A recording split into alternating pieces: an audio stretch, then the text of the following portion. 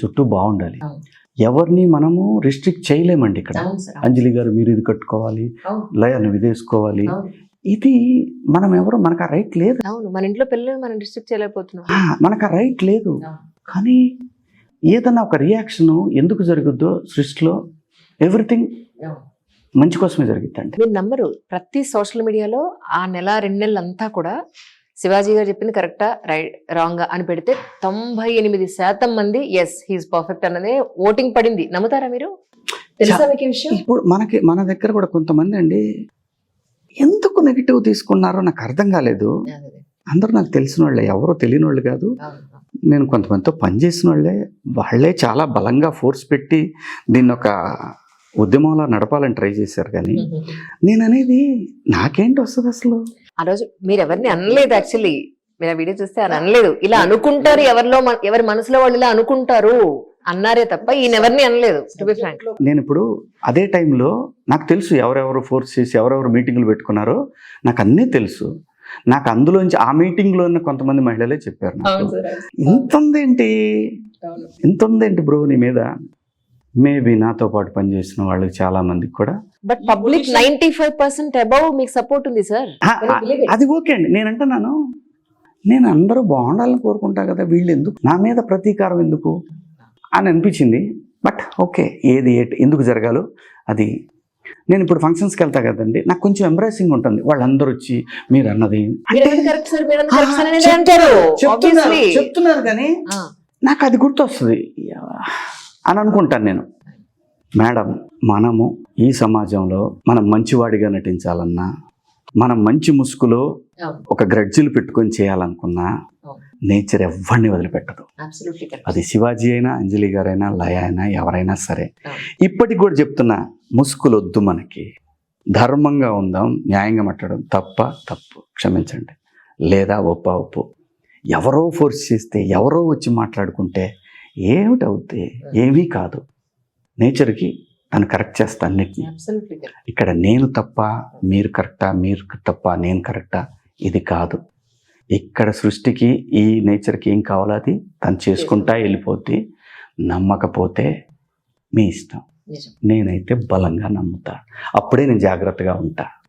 ఇది నేర్పింది సమాజం, సృష్టి రెండు కూడా. ఈ ఇంటర్వ్యూలో మీరు ఈ పాయింట్ నేను మీతో మాట్లాడుకుని ఉండలేను సార్, ఎందుకంటే మీతో ఇంటర్వ్యూ అని ఎప్పటి నుంచి అనుకుంటున్నాను. ఈ పాయింట్ అప్పటి నుంచి నాతోనే ఉంది.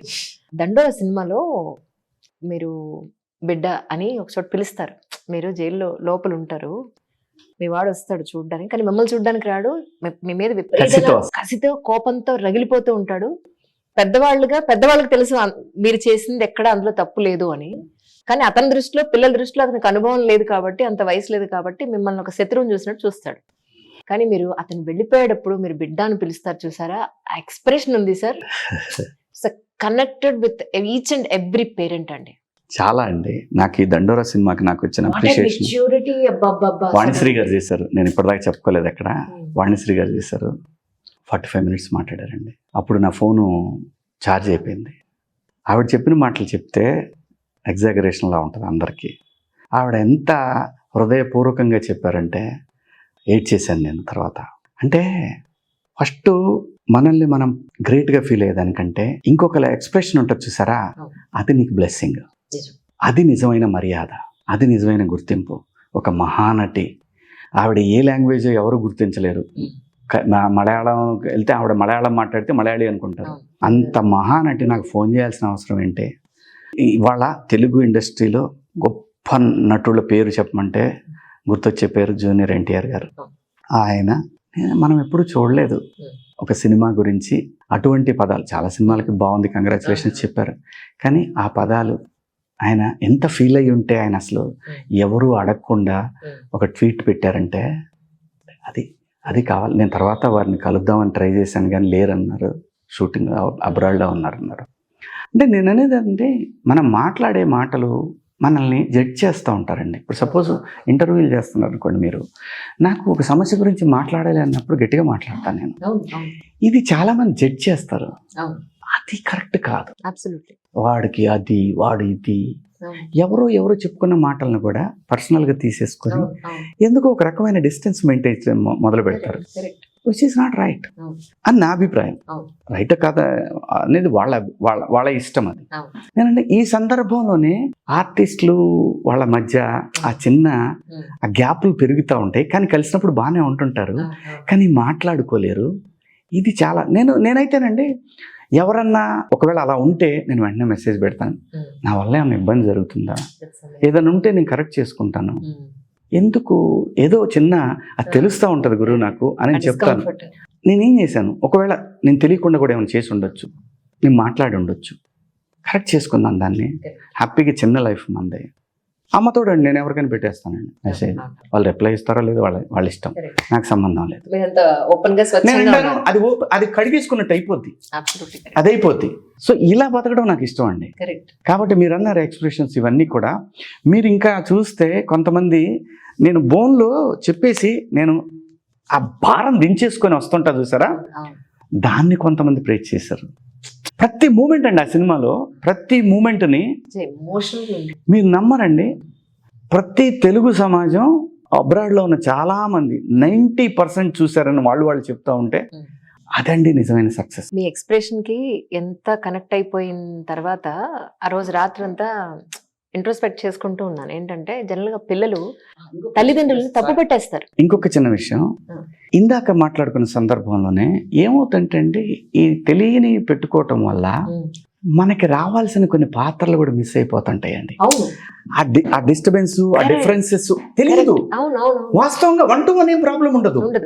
ఎవరో మన వాడు అలాగే వీడు ఇలాగే బాబు మనం పడలేమా, ఇట్లాంటివన్నీ కూడా ఏమవుతాయంటే మంచి మంచి పాత్రలకి వాటి జీవం మిస్ అవుతా ఉంటాయి.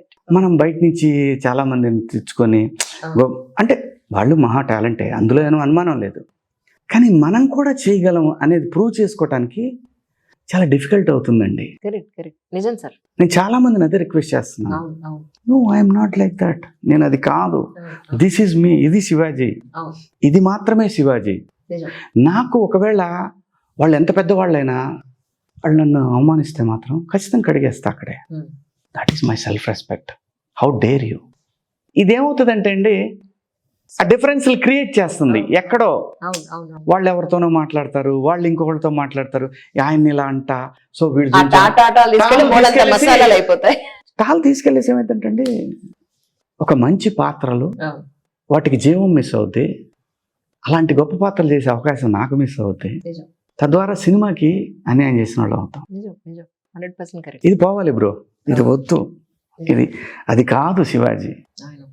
నేను మీ ద్వారా చెప్తున్నాను, అది నాకెందుకో వచ్చింది, ఇప్పుడు అనిపించింది ఇది చెప్పాలి. అయితే పిల్లలు జనరల్ గా తల్లిదండ్రుల్ని చాలా ఈజీగా తప్పు పెట్టేస్తారు. ఈ సినిమాలో ఎక్కడ ఇంటర్ కనెక్ట్ అయ్యాం పేరెంట్స్ అన్న వాళ్ళందరూ ఆ రోజు రాత్రంతా ఫుల్ డిస్కషన్ నైట్ తెలుసలేదు. మన పిల్లలు మనల్ని చాలా మా అమ్మ ఇలా చేస్తుంది, మా నాన్న ఇలా చేస్తాడు, ఇలాగా అని పాయింట్అవుట్ చేయడం చాలా ఈజీ. 1 పాయింట్ ఆఫ్ వ్యూ తర్వాత, ఒక పీరియడ్ తర్వాత, వాళ్ళ జీవితంలో వాళ్ళకి ఒక 30-40 ఏళ్ళు వచ్చిన తర్వాత ఆ సిచ్యువేషన్స్ వాళ్ళకి వచ్చినప్పుడు అప్పుడు కంపేర్ చేసుకుంటారేమో, కనీసం అప్పుడన్నా వాళ్ళకి వస్తుందా, అయ్యో అప్పుడు ఆ మాట అనేసామే పేరెంట్స్ ని. అయ్యో ఖచ్చితంగా వస్తుందండి, ఖచ్చితంగా వస్తుంది. ఎలా వస్తుందంటే అండి, మా నాన్న అంటే మాకు చాలా భయం, చాలా భయం. మా నాన్న అంటే నాకు పెళ్ళైన తర్వాత కూడా ఒక 6 years చనిపోయారు వారు. ఆయన ఎందుకో ఒకరోజు కళ్ళకు వచ్చి తిడుతున్నాడు, నేనేం చేశాను నాన్న అంటుంటాను. నేను ఇలా లేచి తర్వాత మా అమ్మకి చెప్పి ఇచ్చేసాను, అది వేరే. సో ఏంటంటే వాళ్ళు ఆ టైంలో తల్లిదండ్రులను అర్థం చేసుకోలేము మనం. తల్లిని అందరూ చేసుకుంటారండి, తల్లి అసలు తల్లి అమ్మ వెరీ లీనియన్స్ కదండి, ఎవరన్నా పట్టించుకుంటారు, అమ్మని ఎంత మాట అనేస్తారు సార్ పిల్లలు. అమ్మ వేస్ట్ అంటారు, ఒకటే మాట. అది ఎప్పుడు అంటారంటే అండి 25 years వచ్చినప్పటి నుంచి మొదలు పెడతారు, అమ్మ నీకేం తెలియదమ్మా, నూరికేమ్మా అనే అమ్మని అప్పుడు మొదలు పెడతారు. 16 నుంచే మొదలవుతుంది సార్. అంటే మా జనరేషన్ లో అట్లా ఉండేది, మనకు అలా ఉంది, కానీ ఇప్పుడు జనరేషన్ లో మరి తెలియదండి ఏమో. అవునండి, రాత్రి మా వాడిని వాడు టీవీ బాగుందండి, నేను రిమోట్తో క్లోజ్ చేద్దామని చూసి వాడేమో ప్లగ్లు అవుతానంటాడు. ఒరే ఎందుకు రా, నేను ఇది మన వాయిస్ అని కొంచెం పెద్ద నాన్న మనకే చెప్తారు వాళ్ళు. నేను తర్వాత బెడ్ మీద పడుకుని ఏంటి వీడు ఇలా మాట్లాడాడు నాతోటి అని అనుకున్నా, వదిలేసాం అనుకోండి, అంతకన్నా ఏం లేదు.